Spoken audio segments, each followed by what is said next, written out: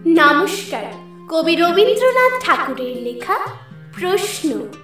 মা গো, আমায় ছুটি দিতে বল, সকাল থেকে পড়েছে যে মেলা। এখন আমি তোমার ঘরে বসে করব শুধু পড়া পড়া খেলা। তুমি বলছো দুপুর এখন সবে, না হয় যেন সত্যি হলো তাই।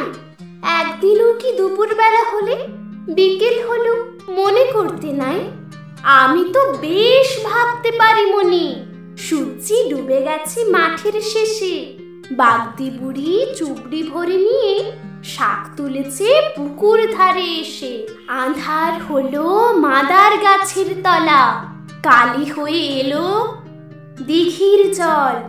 হাটে থেকে সবাই এলো ফিরে, মাঠের থেকে এলো চাষির দল। মনে কর না উঠল সাঁঝের তারা, মনে কর না সন্ধে হলো যেন। রাতের বেলা দুপুর যদি হয়, দুপুর বেলা রাত হবে না কেন?